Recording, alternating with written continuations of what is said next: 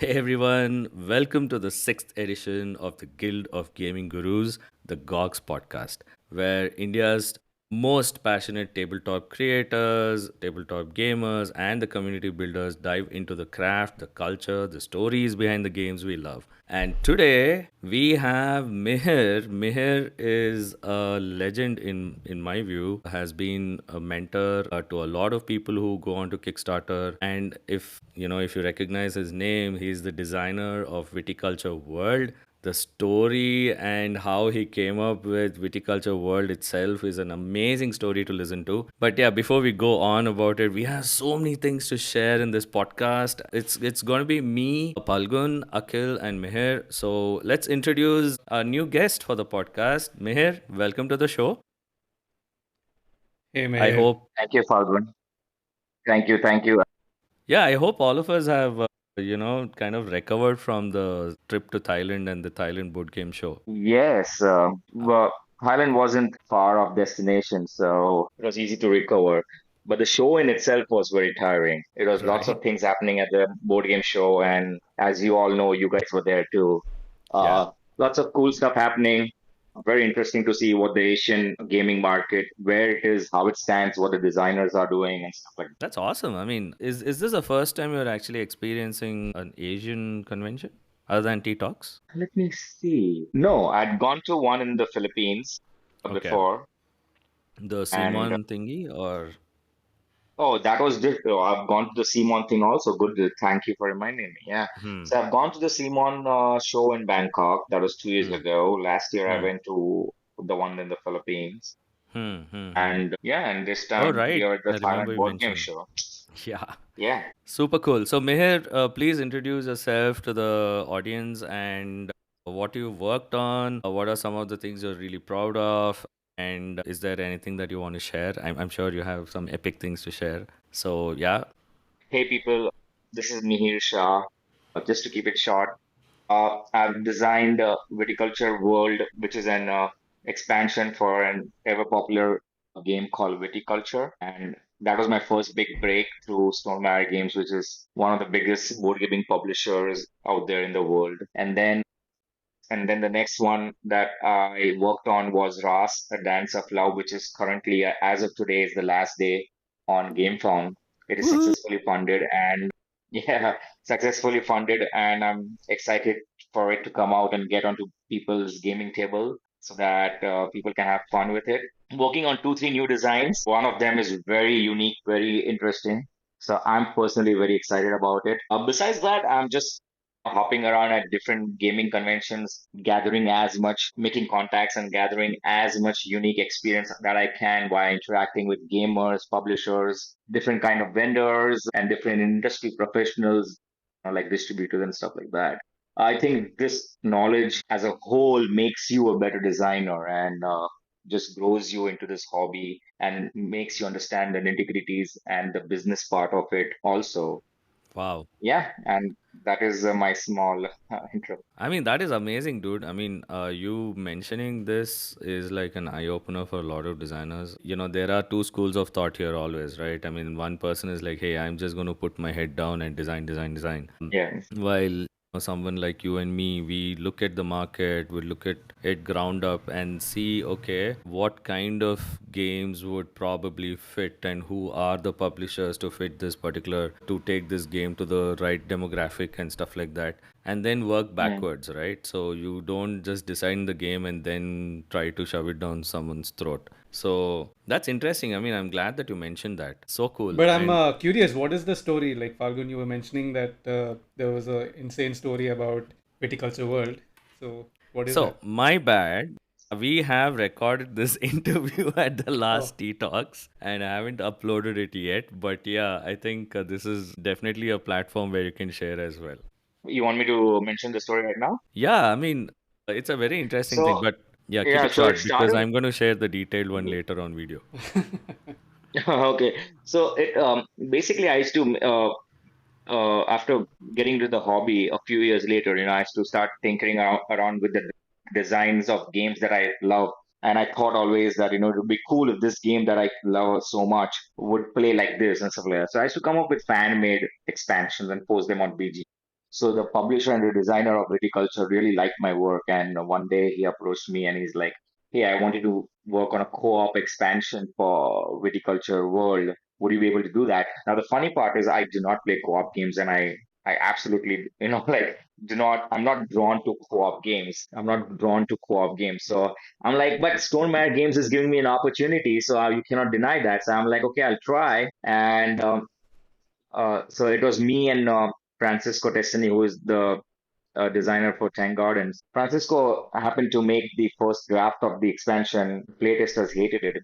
And then I worked on the second draft, and it was, people loved it. And that's how, it turned into Viticulture World. That's the short of it. And from then onwards, if you are on the if your name is on a Stone Mare game, pretty much the entire world knows you. And that Yes. kickstarted my journey.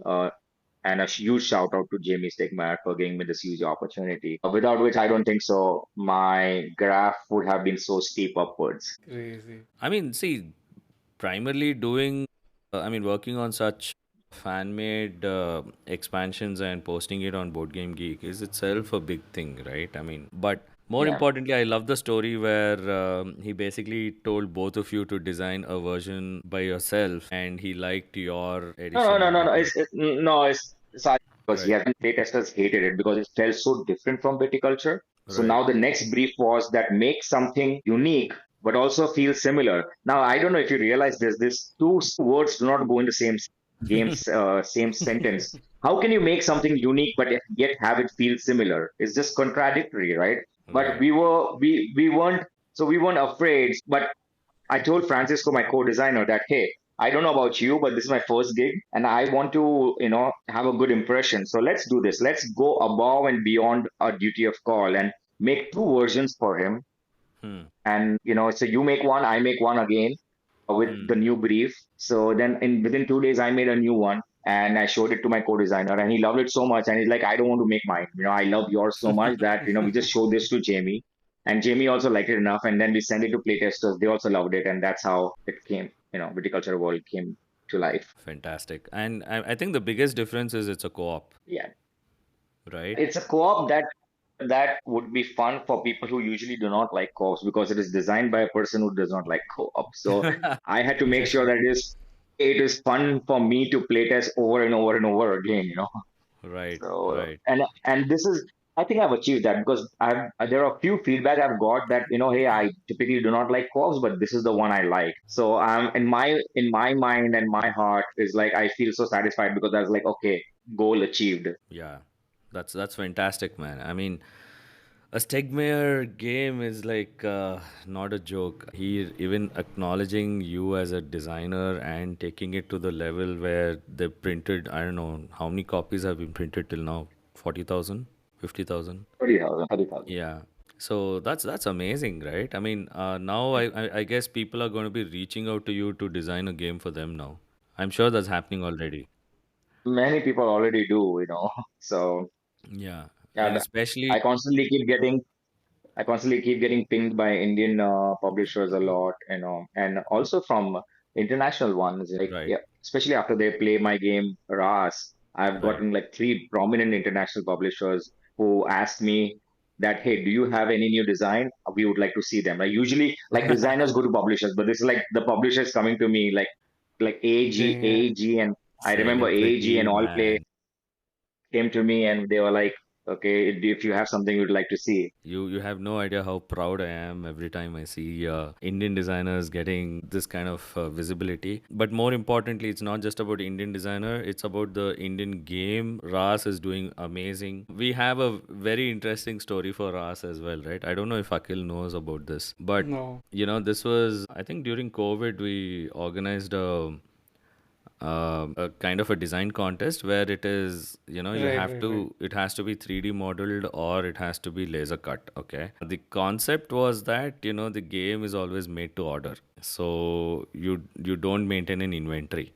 And the kind of submissions we got was crazy. There was one game where you had to float a boat in a bucket and control it. There were some cable cars and some very interesting games. In this, I think Charlene came up with this game, and I think he showed it to Mihir as well. But it was at a very it was mostly component first and then game later of sorts. So he worked on this crazy gear system, which was, interlocking, and you turn and all of this was laser cut. Okay, so this guy Shalin is a genius when it comes to designing laser cut stuff, especially for games. He actually makes organizers and stuff like that. And they're epic. Okay, and this guy comes up with this, and he's like, dude, I think this game should get published. I think this game should get published. And he comes up with this whole concept of Dandiya Ras and stuff. But if you know Shalin, it ends there. He comes up with a million ideas and doesn't do anything about it after that. I was so glad when I heard that Mihir is actually working on it and he's pitching this game to different people. And I think Mihir worked on the gameplay and, tweaked it to match the audience and stuff, right, Mihir? How much?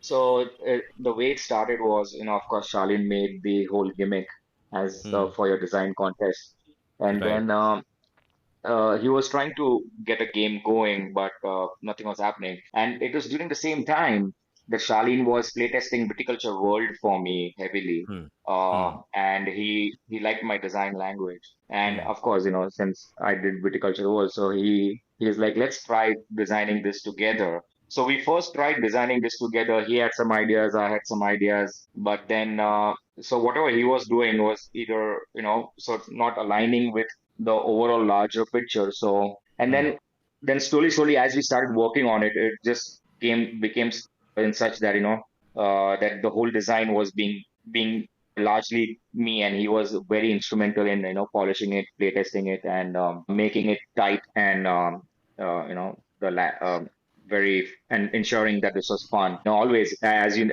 said, that he was great at making laser cuts. So he made one of the greatest prototypes, ever. And Seriously, that yeah, helped yeah. me, take it to different conventions in US and, play test more and more and design and improve on it. There was one point of time where I really felt that the design wasn't possible Hmm. because this the way the intricate nature of this design. Right.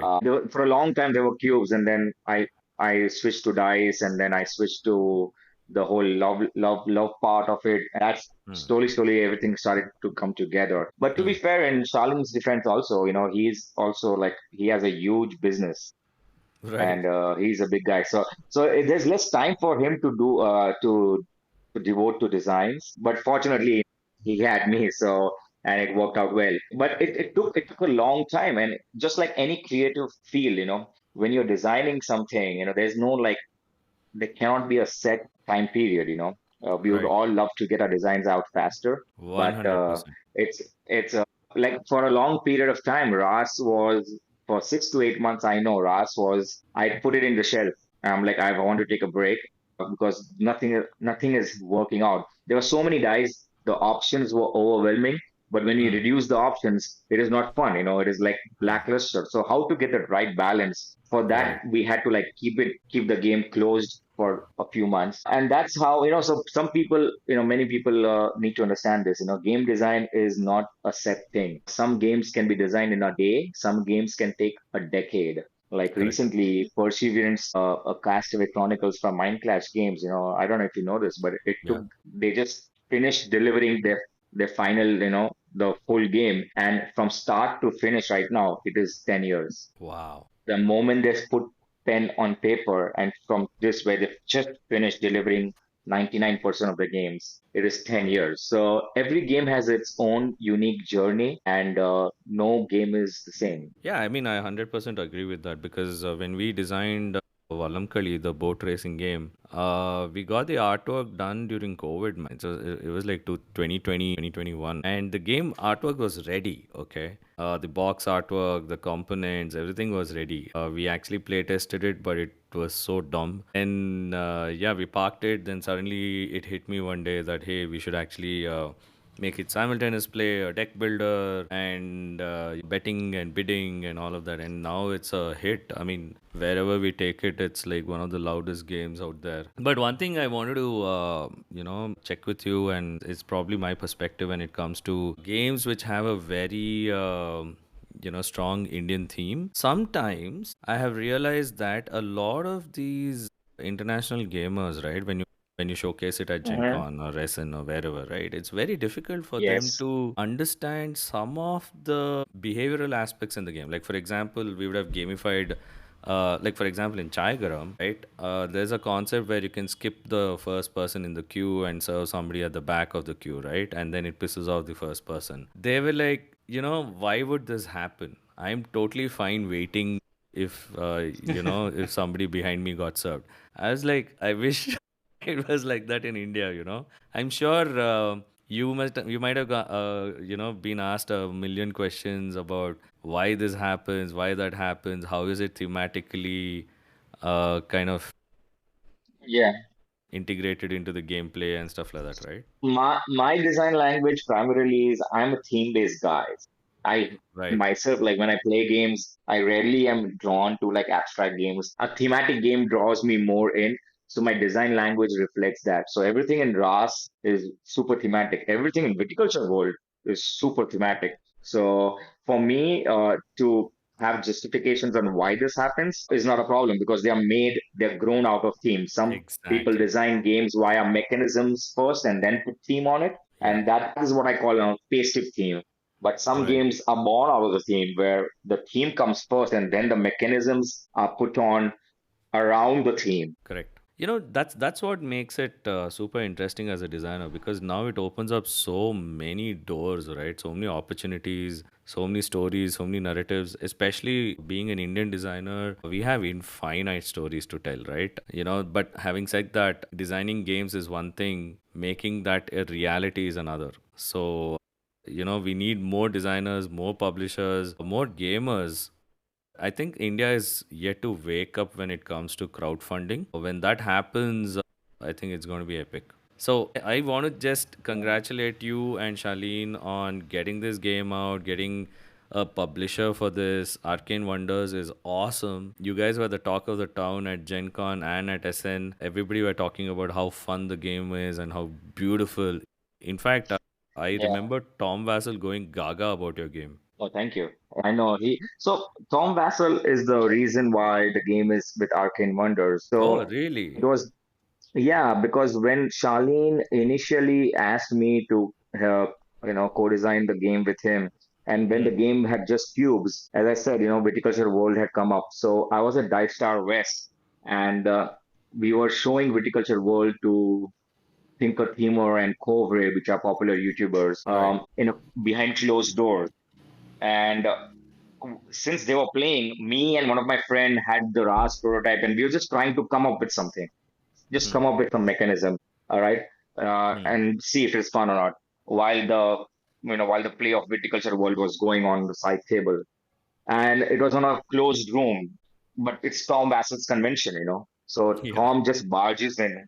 So he just barges into this private room, and he sees this, and he's like, "This is interesting. What is this?" And he sat down, and he heard about the concept, he heard about the theme, and he's like, and he understood that there's no game because there's nothing. So he mentioned that if you are ever able to make a game out of this, because he loves spinning gears, he's like, I Hmm. would love it to be a Dice Tower Essential game. So Wow. 2 years Wow. later, when I was ready with the game, I showed it to Tom Bassel. He loved it. And then he's like, okay, let's talk to Robert because all Dice Tower Essential games are made by Arcane Wonders. Oh, So the way the Dice Tower Essential game is made is like Tom should like it, and then uh, Robert from Arcane Wonders should also like it. So when they both like it, it becomes a Dice Tower Essential game and it's published by Arcane Wonders. So of course, Robert also fell in love instantly, and that's how. So I did not have to really pitch. Actually, I did pitch it to Jamie also because the game was born out of the Stone Mare design language. They have a blog on it. Like it had everything what according to Stone Mare games a good game should be. So I mm-hmm. pitched it to Jamie, and Jamie also really loved it. However, for some reason, he's like he cannot go ahead with publishing this under Stonemaier Games because it is just his gut feeling saying this. So he also apologized. Like usually I have a very concrete answer when we reject a game for Stonemaier Games, but this time I have no concrete answer. I love your game. It's a very good game. It's just a gut feeling. So this is how I pitched it to Stonemaier also, but then once Stonemaier was out of the picture, I'm like, okay, Dice are essential, and Arcane Wonders is, with Foundations of Rome and Onitama and stuff like that. They were doing great stuff, and they're also like one of the top 10 companies in the world. So I'm like, okay, let's just give it to them. And I interacted more with these people, with Tom Bassel and Robert, and I got to know them personally as people and how they are running their business. And they have some unique ideas. They had some unique ideas, and I felt confident in giving this baby of mine to them, and Amazing. that's how it became an Arcane Wonders game. Yeah, Yeah, super excited, man. So when do you think the game is going to be in our hands? I think it should be around March, April. Really? Okay. So I've yeah, backed it. because thank you. The game is ready. The files are ready. The game is ready. It's just that Right. immediately the pledge manager opens, and once the shipping addresses are locked, the game goes to production. The hope Hmm. is that the manufacturing ends and the containers are shipped before Chinese New Year, so that Okay. the games are in people's hand That's earlier than promised in the game that's found a page. challenge. This Chinese New Year is, I think it's in Feb or something, right? Yeah, it's Feb. Yeah. Okay. But I mean, that's still close by. I thought it's going to be 2027 or something like that. So this is great. Yeah. So I think let's get to the next part. All the three of us were at Thailand Board Game Show, which was a total coincidence. I mean, I bugged Akhil to join because he wanted Yeah, that to. was no coincidence. Yeah, he was starting. I mean, Akhil, on a scale of 1 to 10, where are you? How is the setup of Maple Syrup Cafe? Where is it in Uh, this? I would say a solid point 0.5, but Okay, I point five. just All I right. mean, so I had some trouble with the interior guy. Like my dad had a contact, and I was talking to them. They were dragging me around for 3 weeks before they told me that the quotation was 3 times more than what I Oh, originally anticipated.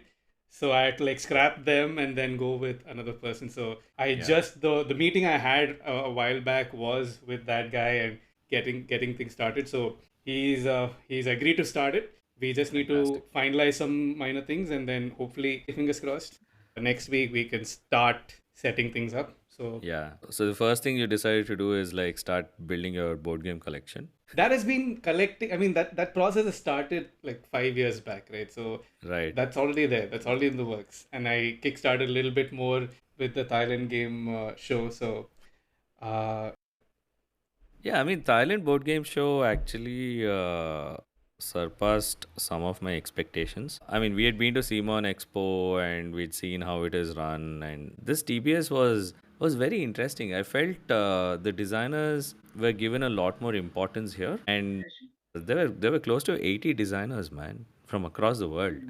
We were in a section where we were surrounded by one person from Germany, another person from France, who had these really fun games, and I got to somehow convince them to give me some copies to sell at Tea Talks, and I'm very excited about it. Some of the games you guys have recommended, so I just blindly took it because I trust you guys. But yeah, what caught your eye, man? What caught your eye at Thailand Board Game Show? Other than emptying the entire store, what else caught your eye? I mean the sheer number of game, it was like going through. I've only seen these games on a laptop, like on a board game website. Site or something, yeah. Seeing them on shelves row after row, that was a sight.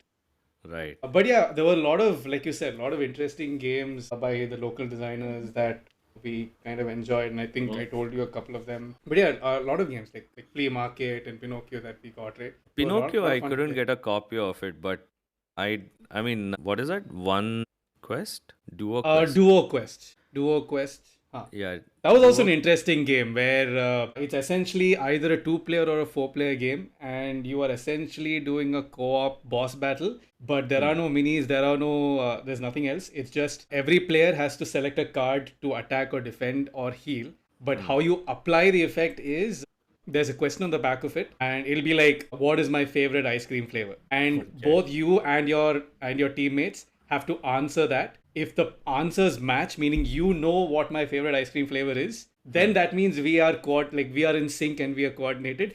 The attack goes through. But if we make a mistake or my teammates don't know me as well, the attack fails and the boss gets a bonus.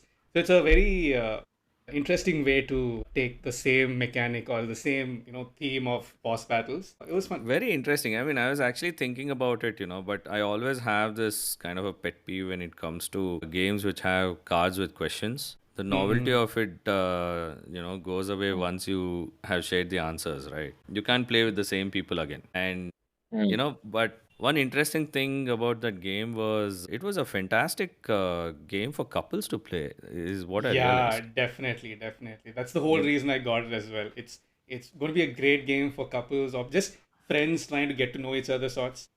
Right. But yeah, It was very interesting. I mean, it brings out a lot of, personal likings, dislikes, and stuff like that. Very interesting. So I picked up a copy as well. If it's really good, let's see. I mean, we could probably invite them to come to Tea Talks or something like that. But yeah, Mihir, what caught your eye there, For man? for You me, you you at tricked the me into buying one game. yes, I did. But at the show, at the Thailand show, I think the one that caught my eye was from a Malaysian publisher Right. who had a, called Zodiac Go. It's a small box game, and what drew me to it was when he mentioned that in that box there are like nine different games with the same components, and they range from yeah, like Wow. 3 to 9 players, or 2 to 8 players, or 2 to 4 players. Some of them are casual games, some of them are party games, some of them are strategic games. He also had like a paper which had like how much strategy, player count, time. It was so well done, the entire thing. And Amazing. I just had to like take it with me. And I also took a copy, and I was like, I'll give this to Tom Vassell to keep it in his library. And he Hmm. was so happy about that. So that one definitely did catch my eye. There was another publisher come designer who had like, he's a single guy, and he had like 10 to 12 games, all Hmm. from like small, usually medium to small boxes. So Right. I was so intrigued by his design. So I took like 2 or 3 games from him. One was a logic deduction game, one was a simple casual game, family weight game with a different kind of a scoring mechanism. So he Hmm. had good stuff going on, and everything was done by him, published by him, like designed, published by him. So I would like to support these guys, right? And then there was this, at the side, if you notice, on the right hand side, they had these, I forget this, but this huge Kickstarter game, and two huge Kickstarter game with the huge minis they had. They had some interesting Berserker. production value. Is it Yes, Berserk? I forget the name, but they had interesting production value, and the gameplay looked sound too. The game Bitcoin, I think they were, these guys were also, they had their booth next to Arcane Wonders at SN, Right. and they I recognized think they were me. just playtesting.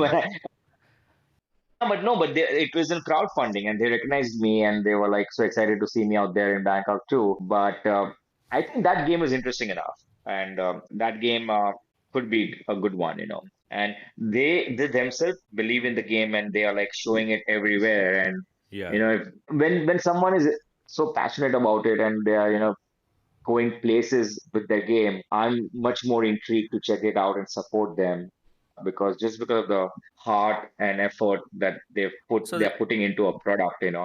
interesting thing, We Mihir, usually is usually end up buying games for people from people who just put out games for the sake of it, without any clue for good quality components, box, or like good clear rule book. But we do not end up supporting people who are actually putting out their heart and effort into a game, and in making everything so perfect. So right. I'm more in for people who are like, who doing this kind of an effort. I would love to support them more. That's amazing. I mean, thank you so much. I mean, you might have seen a lot of designers, and I think we're going to be seeing a lot of good games coming out of Asia, which also includes India. Sorry. Some of the games which really caught my eye were the games designed by BGN, the guys who organized the convention. I think BGN Mhm. stands for Board Game Night or something like that. Again, they're all designed by one designer, and this guy seems to be awesome because all of these games have layers and layers. I like it when the games have a lot of strategic depth. It comes in a small box, and then you start discovering these layers by the 10th or 12th time you're playing this game, right? And you'll start appreciating the thought that's gone in as a designer. So we generally dissect all Same games. guys, they were the same guys who were at the back of the show, right? They had the big Correct. Yeah. section at the back of the show. Correct, correct, correct. They were in the event hall. They had their own Yes, games. yes, yes, yes, So yes. one of them was called Kong Kang. Oh, by the way, good news is that they are coming to T Talks. So they're bringing all their games to T Nice. Talks. But the games are really interesting, especially the one which said Exam Fever. I Final exam. Final Exam or Exam Fever, something like that. It was brilliant. It's a 5 to 10 player game, and that was one of Wow. the interesting things that I noticed. Because we were also selling games there, and uninvited guest was getting so much of love. We were sold out.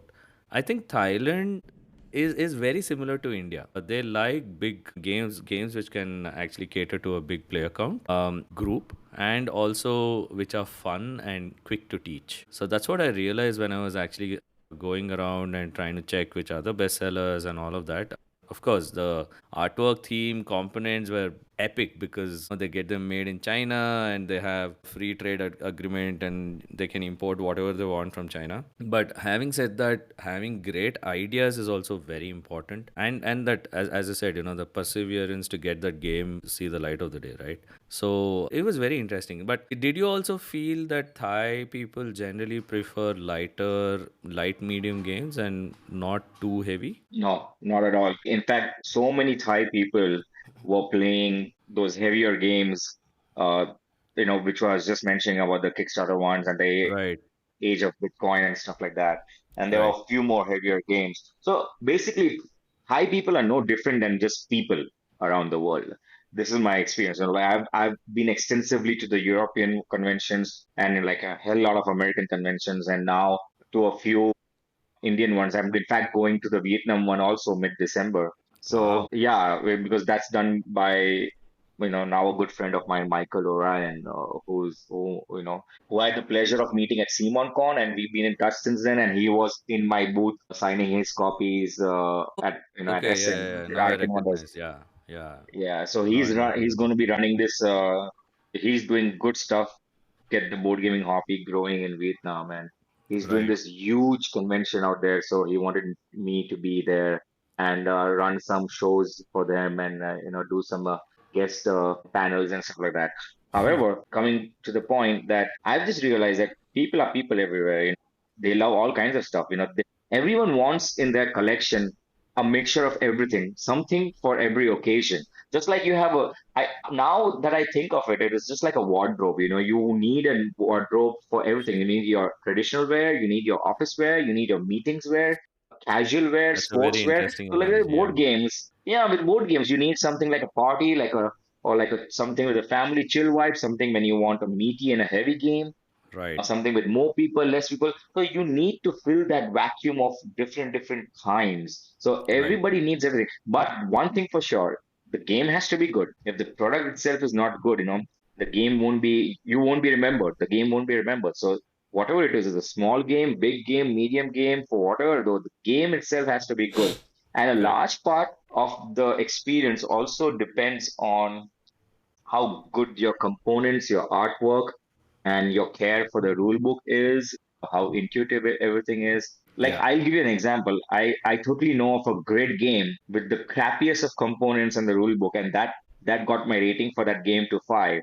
But I know an okay game with a great components, great rule book, and that gets my rating to 7.5 to 8. So, sometimes even if your game is like decent, so if you have good components, artwork, and box and rule book and stuff like that, you can still have a better well, see, opinion about it your game in does. people's mind. Yeah, I mean, it does break the barrier to make a sale, but then when it comes to replayability and word of mouth and how much are these guys are going to talk about your game later on, that matters as well. So, in fact, at Thai Board Game Show, the entry fee was free. So when that happens, people are happy to come and check out all the games, and that's probably what you would have seen. People are playing, but how many of them are buying?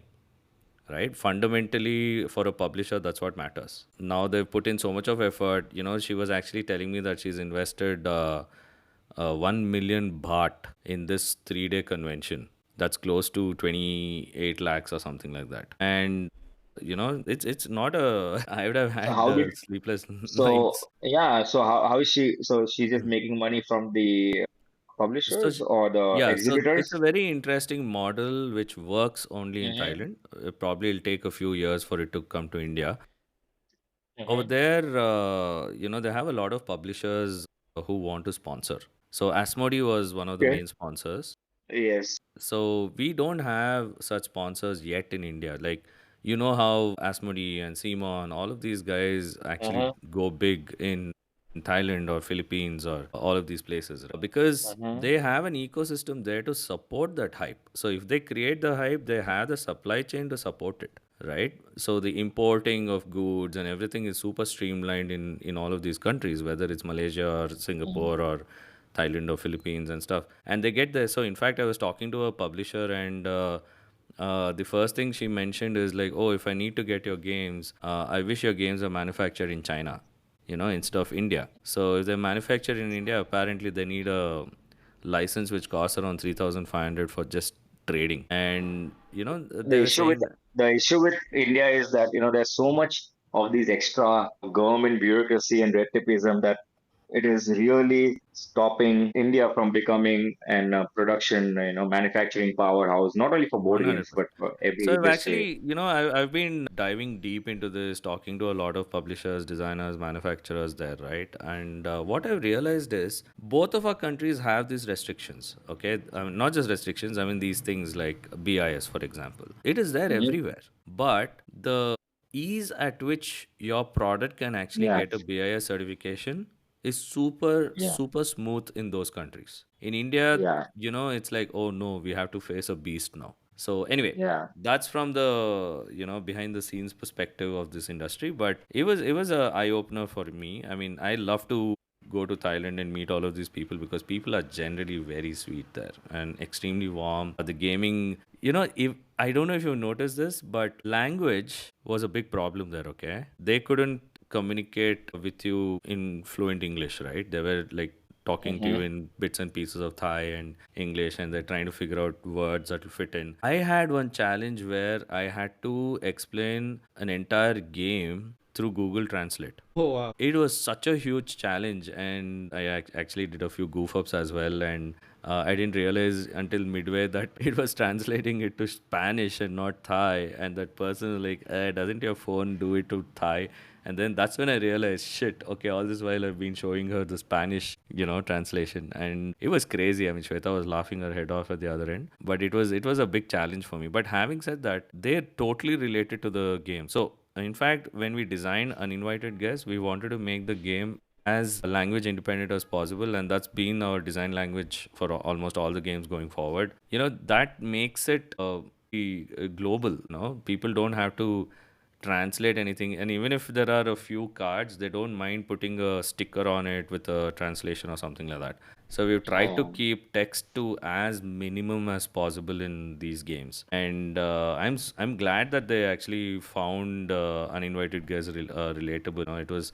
It just made me so happy when we were just wrapping up the entire thing on Sunday night, and all of the that convention staff had gathered around this table, and they were actually playing Uninvited Guests, and we were like, oh my god, this is all I had to see to make me you know feel that okay, I think we've done something right. So yeah, I mean, how many games did you buy, Mihir? How many did you buy, Akhil, at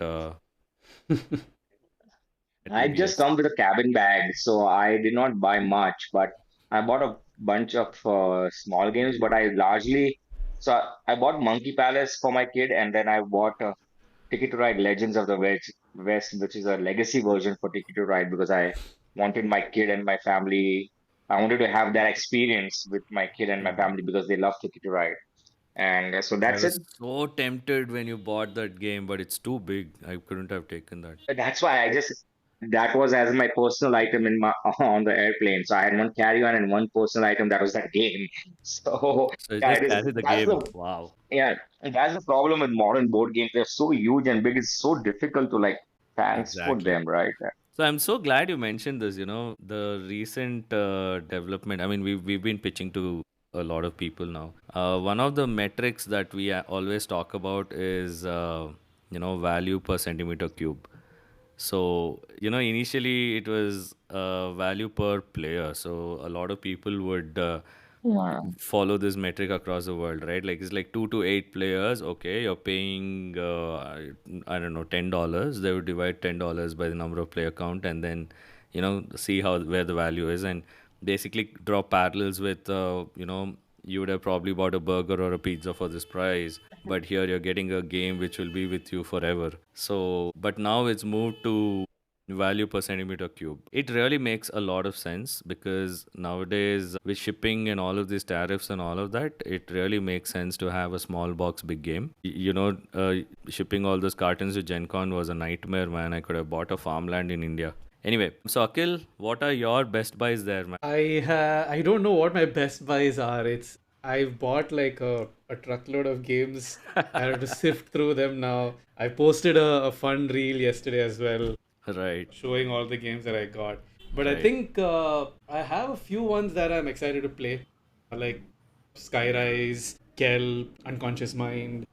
A couple of these that I've been looking forward to trying to find for a very long time. Yeah, I mean, we didn't stop at Thailand Board Game Show. We still went to a board game store called Battlefield Bangkok. That place had some really unique games, but I don't think any of those would have fit in our suitcases. They wouldn't give a discount, but still the prices were cheaper than anywhere in the world, man. I got a Catan New Energies because I wanted to complete my climate based theme based games collection. So I picked up Daybreak in US, and then I picked up Catan New Energies in Thailand, and it was half the price of US. I was like, damn, without the discount. So yeah, I think this is a great place to just fly and buy some games and come back, man. Right? All The right. So vacation is the bonus. yes, I mean, it was fantastic. It's cheap. It's so much like Japan. It's like almost a clone of Japan. You have 7-Eleven and all these stationery stores that you find in Japan, like Loft and things like that. So my son is bloody happy that we took him along. He did a great job at Thailand Board Game Show. He taught so many people and he engaged with a lot of guys. I mean, we are lucky that one of the influencers picked up the game and spoke about it on Friday. So by Sunday evening, we were completely sold out. But I actually also want to talk about the last segment, which is what is in store, you know, for the next 2 months, end of this year. What do you have in store? What are the things that you're excited, looking forward to, working on, Mihir? Just yeah, for me, this year is now, so it's coming December, so lots of travel coming up for me. However, and I'm always, when I'm in my free time, I'm just playing games or, exploring new ideas to design. And I have a few games that I'm working on, so that's exciting. And When are yeah, we going to hear about the game you said mentioned earlier during the podcast? Something that you're very excited about. yeah, it's a very new mechanism that I'm working on that is, and once there's something concrete, I'll start showing it and talking more about it. But I'm just still, right now an idea and conceptualizing stage, but I see great potential for it. Do you have a Fantastic. theme? You said that you always go from theme down, right? So do you already have the theme, or is that also secret? No, so I'm searching for things, but the thing is, this mechanism. So as I said, no game is the same. This mechanism could fit in any theme. Ah, okay. Okay. So I'm searching for this. I've got it on mechanism, so it would fit on any theme. So I'm looking for a theme, but and if nothing happens, then I'll just make an abstract game. So it'll be a new challenge for me, but still working on it. But things are looking positive, and yeah, That's awesome, man. I mean, at any point of time, we're always working on multiple games. I think I have parked around 10, 15 games, which I really want to go back to, but I'm stuck at a point where most of them will come across as a very co op kind of a game, but I want to see how we can make it co-op yet competitive. Yeah. How about you, Akhil? I mean, what's coming up this? For me, the next 2 months, I'm gonna have to run around getting stuff done for the cafe. So I'm hoping that progress will be fast and maybe add some fun reels of the behind the scenes setup of how the cafe is getting Fantastic. done, right? So So when do you maybe think you'll be opening the doors on this? I don't know. So the interior designer guy, he's still working on that timeline. Mm-hmm. But yeah, I'm hoping at least worst case scenario by end of Jan. But yeah, that's it. Oh, that's bloody quick, dude. I mean, not quick enough for me, but we'll see. Go slow. It's okay. Start frugal because you're still testing Yeah. it out. Yeah, for me, I think T Talks is around the corner, so we are very, very, very kicked about it. There's so many epic things lined up. Introducing tournaments was the big change this time. We got a lot of. I mean, I started talking to a lot of people and cafe owners and community builders. They're like, "Hey, we should do tournaments." So we have a special zone for tournaments this time, and I think there's going to be one tournament every 5 hours. So morning Oh one and wow. evening one. Yeah, it's going to be different games. Queen Games is also participating. They want a tournament on Alhambra and also Dabbawalas. I'll have to see how I can bring those two together. And Skillmatics joined the team. So Skillmatics recently they took the license from Jumbo Games, the Netherlands company who makes Stratego, and I think that's their first entry into a strategy game. So I'm nurturing that part for them so they don't give up on that. I think a lot of exciting things uh, are or at least the ball is rolling on a lot of things right now for 2026 and 2027 to be amazing. But one thing I forgot to mention is that while we were in Thailand, there was TTRPG Con happening in Bangalore, Yeah. and I was getting these constant updates on what is happening there. I think it was a blast, man. People loved it.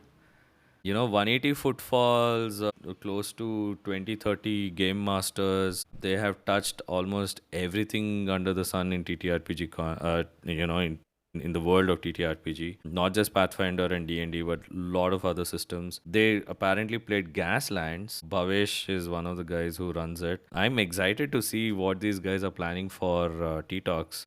Loads of epic games lined up. The game library just grew bigger, and I think it's going to be one of the best detoxes ever, especially the venue, man. The venue just is so beautiful, and there's a food court that they're organizing and all of that. So I have my fingers crossed that it comes out the way I'm visualizing it. So let's see. I mean, thank you so much for to both of you for always participating, especially Akhil. He wholeheartedly, he never hesitates to come and help at Tea Talks. And Mihir showed up last time, and it just made a lot of people's days. Like for getting Ras and playing there and tabling it, it looked gorgeous on the table. So yeah, thanks so much for this podcast, Mihir. It was a pretty short notice, but I think it was really fresh in our minds. We just met a couple of days back, and I think we shared quite a lot of insights. So we would want to have you. I mean, probably you should join our podcast more regularly. What do you think, Akhil? Yeah, yeah, of course. Right? So we are going to keep bugging you, Meher. Your kind of insights are extremely valuable for the community, whether they're creators or gamers. And I think you inspire a lot of people with your accomplishments. And I have a lot of love and respect for you, dude. I mean, always. So yeah, let's end this podcast with this, and looking forward to the next one already. I mean, there's so many things happening parallelly right now. So the next podcast will be with the OG team, and look out for that. All right, guys, Thank have an you. awesome day. Thank you. Thank you for having me, Falgun. It is always a pleasure, and I'm always happy to contribute to the community. Fantastic. Thanks, man. All right. Thanks, Thanks. Akhil. Have an awesome day, man. See Get ya. some rest. Thanks. Yeah. Bye. Bye. Bye, guys.